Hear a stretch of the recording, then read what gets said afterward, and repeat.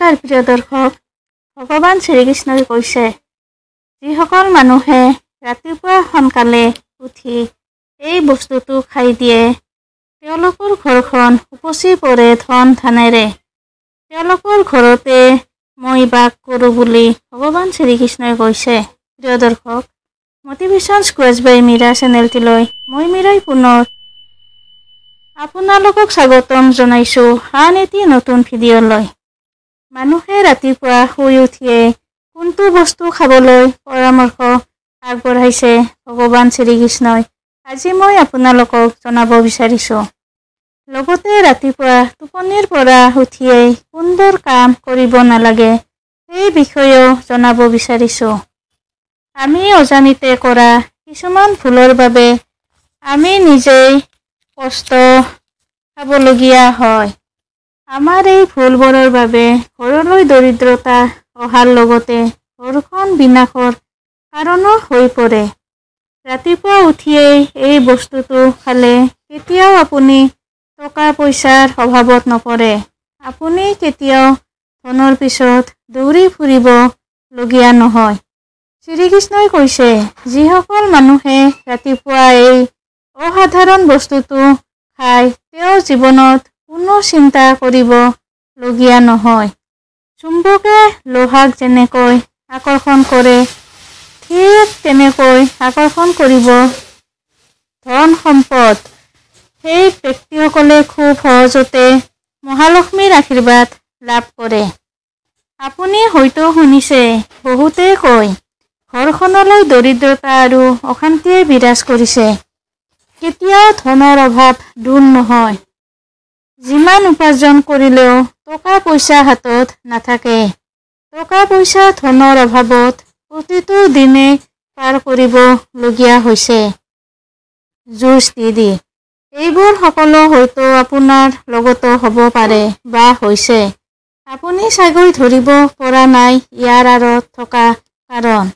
অজানিতে আপোনাৰ দ্বাৰাই হয়তো কিছুমান ভুল হৈছে। বহু নীতি নিয়ম আৰু পৰামৰ্শ আমাক আমাৰ ধৰ্মীয় শাস্ত্ৰসমূহে দি গৈছে। এই নীতি নিয়মবোৰ আমাৰ পূৰ্বপুৰুষসকলেও মানি চলিবলৈ পৰামৰ্শ আগবঢ়াইছে। কিন্তু আজিৰ এই আধুনিকতা বা যান্ত্ৰিক যুগত কোনেও কথাবোৰ মানি নচলে। কিন্তু আপোনাৰ যেতিয়া টকা পইচা ধন সম্পত্তিৰ সমস্যা তেতিয়া আহি পৰে, তেতিয়া মানুহে কাৰণ জানিব বিচাৰে, ইয়াৰ পিছত থকা কিয় হঠাতে ইমান দৰিদ্ৰ হৈ গ'লো, কি ভুল হৈছে আমাৰ দ্বাৰা। আমাৰ এনেকুৱা কিছুমান কৰ্মই সফলতা বাধাৰ সৃষ্টি কৰে। আমি যদি ৰাতিপুৱা উঠিয়ে এইবোৰ কাম কৰি লওঁ, তেন্তে কেতিয়াও আপুনি দৰিদ্ৰতাৰ মুখামুখি হ'বলগীয়া নহয়। কিছুমান কাম যদি আপুনি ৰাতিপুৱা উঠিয়ে ভুল কৰে, তেতিয়াহ'লে দৰিদ্ৰতাক আপুনি ঘৰলৈ মাতি আনে। আজি এই ভিডিঅ'টিৰ জৰিয়তে সেই কামবোৰৰ বিষয়ে জনাম, যি কামবোৰ আপুনি পুৱা উঠি ভুলতো নকৰিব। আহকচোন পলম নকৰি জানি লওঁ, কি এই কাম, যি কামবোৰ ৰাতিপুৱা উঠি মানুহে কৰিব নালাগে, আৰু কি কাম ৰাতিপুৱা উঠি কোন বস্তুটো খাব লাগে। যদি আপুনি ৰাতিপুৱাই শুই উঠিয়েই আইনা চাব নালাগে, যদি আইনাত আপুনি নিজকে দেখে, এনে ভুল আপুনি নকৰিব। শাস্ত্ৰৰ মতে ৰাতিপুৱা আইনা চাব নালাগে। টোপনিৰ পৰা উঠিয়েই আইনাত নিজৰ মুখ দৰ্শন কৰিলে দৰিদ্ৰতাৰ লগতে দুৰ্ভাগ্য মাতি আনে আপোনাৰ জীৱনলৈ। ৰাতিপুৱা উঠিয়েই সেইবাবে আপুনি ভুলতো আইনা নাচাব। ৰাতিপুৱা টোপনিৰ পৰা উঠিয়ে আপুনি ভোজন গ্ৰহণ নকৰিব। বহু মানুহ আছে যিবোৰে ৰাতিপুৱা উঠিয়েই বাহি মুখেৰে বা মুখ নোধোৱাকৈ চাহ জলপান খাই বিচনাত বহি। আপুনি যদি ভুলবোৰ কৰে, তেতিয়াহ'লে জানি লওক, শাস্ত্ৰমতে গা নোধোৱাকৈ বা স্নান নকৰাকৈ, দাঁত নঘঁহাকৈ বা সূৰ্য দেৱতাক জল অৰ্পণ নকৰাকৈ আহাৰ খোৱাটো একেবাৰে অনুচিত। কিয় জানেনে? সূৰ্যৰ পৰাই আমি অন্ন লাভ কৰিছোঁ। সেইকাৰণে সূৰ্যদেৱক প্ৰণাম বা ধন্যবাদ নিদিয়াকৈ ভোজন গ্ৰহণ কৰাটো উচিত নহয়। আমি ৰাতিপুৱা সোনকালে উঠি গা ধুই পূজা অৰ্চনা কৰাৰ লগতে সূৰ্যদেৱক জল অৰ্পণ কৰিহে আহাৰ গ্ৰহণ কৰিব লাগে। দাঁত ব্ৰাছ নকৰাকৈ একো এটাই মুখত দিব নালাগে। যদি আপোনাক ব্ৰাছ কৰিবলৈ সময়ৰ নাটনি হয়, তেতিয়াহ'লে মুখখন ভালকৈ পানীৰে কুলকুলি কৰিবলৈ নাপাহৰিব।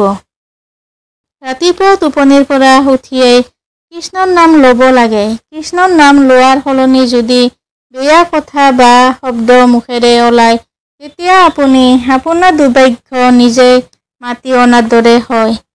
ৰাতিপুৱা উঠিয়েই কেৱল ভগৱানক ধ্যান কৰিব লাগে, নহ'লে নানা ধৰণৰ সমস্যা আহিব পাৰে আপোনাৰ জীৱনলৈ। শুৱাৰ পৰা উঠিয়েই যদি আপুনি কৃষ্ণ কৃষ্ণ বুলি উচ্চাৰণ কৰে, জীৱনত কেতিয়াও আপুনি কোনো সমস্যাৰ সন্মুখীন হ'বলগীয়া নহয়। গংগাজল আজিকালি যিকোনো পূজাৰ সামগ্ৰী পোৱা দোকানত কিনিবলৈ পোৱা যায়। আমাৰ শাস্ত্ৰত গংগাজলৰ বিশেষ গুৰুত্ব আছে। গংগা এনেকুৱা এখন নদী, পৌৰাণিক কথা অনুসৰি যি নদীখনত দেৱী দেৱতাৰ লগতে ঋষি মুনিসকলেও স্নান কৰিছিল, যাৰ বাবে গংগা জলৰ বহুতো পবিত্ৰ জল বুলি অভিহিত কৰা হয়। এটা তামৰ পাত্ৰত ৰাতি শোৱাৰ সময়ত অলপ গংগাজল ঢালি মূৰ শিতানৰ ফালে থৈ দিব লাগে আৰু ৰাতিপুৱা উঠি অকণমান বিচনাত ছটিয়াই অৱশিষ্টখিনি সেৱন কৰিব লাগে। যি ব্যক্তিসকলে নিয়মিতভাৱে এই জল পান কৰে, ভগৱান কৃষ্ণই কৈছে, সেইজনেই যুগ যুগ ধৰি মহাপুণ্য বা মহাফল লাভ কৰে। এনেকুৱা মানুহে ধনৱান হয় মা লক্ষ্মীৰ কৃপাত। মানুহৰ মুখত এটোপাল গংগাজল দিলে মানুহৰ সকলো পাপ নষ্ট হয়। এই গংগাজল ইমানেই পবিত্ৰ, কেতিয়াও অশুদ্ধ নহয় এই গংগাজল। যদি আপুনি আপোনাৰ জীৱনৰ পৰা ধনাত্মক ভাৱ আঁতৰ কৰিবলৈ বিচাৰিছে বা দৰিদ্ৰতা আঁতৰ কৰিব বিচাৰিছে, এই কামটো নিশ্চয় কৰিব। ৰাতিপুৱা শুই উঠিয়েই এটা ধূপ যেনে তেনে কৰিব। ৰাতিপুৱা উঠিয়েই দৰ্পণ নোচোৱাকৈ ভগৱানক দৰ্শন কৰিব। আপোনাৰ শয়নী কোঠাৰ এনেকুৱা এঠাইত ভগৱানৰ এখন মনোমোহা ছবি লগাওক, যাতে আপুনি শুই উঠিয়েই ভগৱানৰ ছবিখন দৰ্শন কৰিব পাৰে। ৰাতিপুৱাই ভগৱানক দৰ্শন কৰিলে মনুষ্যৰ জীৱনৰ উন্নতি হয়। ৰাতিপুৱা টোপনিৰ পৰা উঠিয়েই এই জগত জননী ৰূপী ধৰিত্ৰী ভূমি স্পৰ্শ কৰিব। এই বসুমতী আইৰ পৰা আশীৰ্বাদ ল'ব আৰু মাটিত ভৰিখন থোৱাৰ আগতে ক্ষমা খুজিব। মানুহৰ জীৱনলৈ সৌভাগ্য আহে এই কাম কৰিলে। ৰাতিপুৱা উঠি গা ধুই ঘৰৰ বয়োজ্যেষ্ঠসকলৰ আশীৰ্বাদ ল'বলৈ নাপাহৰিব। বয়োজ্যেষ্ঠসকলৰ আশীৰ্বাদ ল'লে আপোনাৰ দিনটো সুখলে পাৰ হ'ব। ৰাতিপুৱা উঠিয়েই কি খাব লাগে জানি লওঁ আহক। প্ৰথমতে ৰাতিপুৱা আপুনি যেতিয়া ঘৰৰ পৰা বাহিৰলৈ ওলাই যাব, খালী পেটেৰে কেতিয়াও ওলাই নাযাব। অকণমান হ'লেও এমুঠি খাই যাবলৈ চেষ্টা কৰিব। মা লক্ষ্মীৰ অসীম কৃপা আপুনি লাভ কৰিব। ইয়াৰ ফলত আপোনাৰ ঘৰত থকা ভগৱানৰ চৰণত অৰ্পণ কৰা সৰু এপাহি ফুল হ'লেও আশীৰ্বাদ স্বৰূপে আপুনি ৰাতিপুৱা কামলৈ ওলাই যাওঁতে লগত লৈ যাব। ভগৱানৰ কৃপা লাভ কৰাৰ লগতে স্বয়ং ভগৱান আপোনাৰ লগতে থাকিব। আপুনি কিবা বিপদত পৰিলেও ভগৱানে আপোনাক ৰক্ষা কৰিব। যেতিয়াই আপুনি কিবা এটা ভাল কামৰ বাবে ঘৰৰ পৰা ওলাই যাব, তেতিয়াই আপুনি কিবা এটা মিঠা বস্তু খাব লাগে। ভগৱান শ্ৰীকৃষ্ণই কৈছে, ৰাতিপুৱাৰ সময়টোৱে হৈছে মিঠা বস্তু সেৱন কৰাৰ উত্তম সময়। জীৱনৰ পথ আপোনাৰ সুষম হৈ পৰিব। যি বিচাৰে আপুনি তাকে পাবলৈ সক্ষম হ'ব।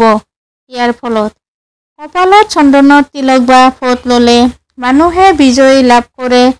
ভগৱান শ্ৰীকৃষ্ণই কৈছে, এই তিলক বিজয়ী তিলক বুলি মনা হয়। এইবাবে কপালত চন্দনৰ তিলক ল'ব লাগে। যি মানুহে পুৱা ঘৰৰ পৰা ওলাই যাওঁতে চন্দনৰ তিলক লগাই যায়, ভগৱানৰ কৃপা সেই মানুহবোৰৰ ওপৰত সদায় থাকে। তেওঁক কোনেও অনিষ্ট সাধন কৰিব নোৱাৰে। চন্দনৰ তিলক যদি আপোনাৰ কপালত থাকে, তেতিয়া কালেও আপোনাৰ একো কৰিব নোৱাৰে। এই তিলক আপোনাৰ কপালত থকা মানে ভগৱান আপোনাৰ লগত থকা। তেওঁলোকে অকাল মৃত্যুৰ পৰাও বাচি থাকিব পাৰে। যি মানুহে সূৰ্যদেৱক জল অৰ্পণ কৰে, শাস্ত্ৰই কৈছে, সেইসকল মানুহে ঘৰ সমাজ আদি সকলোতে মান সন্মানৰ লগতে দীৰ্ঘায়ু আৰু সমৃদ্ধিৰ অধিকাৰী হয়। আপুনি ঘৰৰ পৰা ওলাই যাওঁতে সদায় এচামুচ চেনি আৰু দৈ খাব লাগে। ইয়াক বুলি মনা হয়। আপুনি যিকোনো কামত সফল হ'ব পাৰিব আৰু আপোনাৰ জীৱনৰ পৰা ধনাত্মক চিন্তাধাৰা দূৰ হ'ব। ইয়াৰ ফলত আপুনি সদায় তুলসী গছত জল অৰ্পণ কৰিব। এনে কৰিলে সকলো দেৱ-দেৱীৰ আশীৰ্বাদ আপুনি লাভ কৰিবলৈ সক্ষম হ'ব। সেইখন ঘৰতে সুখ সমৃদ্ধি বৃদ্ধি পায়, যিখন ঘৰত তুলসীৰ গছ থাকে।